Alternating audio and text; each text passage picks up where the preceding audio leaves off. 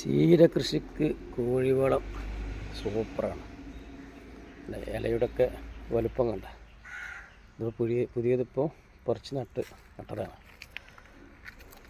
കോഴിവളം ഉഷാറാണ് ചീര കൃഷിക്ക്. ഇതെല്ലാം കോഴിവളം മാത്രമാണ്. അതേസമയം കൈപ്പക്ക, പപ്പായ, വഴുതനങ്ങ, തക്കാളി അതിനൊന്നും കോഴിവളം എൻ്റെ അനുഭവത്തിൽ വളരെ അവർ ഉപയോഗിക്കരുത്. ഇലകളൊക്കെ ചുരുണ്ടു പോകും.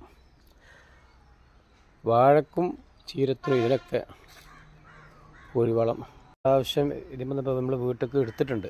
അതിൻ്റെ വീണ്ടും അതിനുമ്പേൽ മുളച്ചുണ്ടാണെന്നാണ് ഇപ്പോൾ കാണുന്നത്.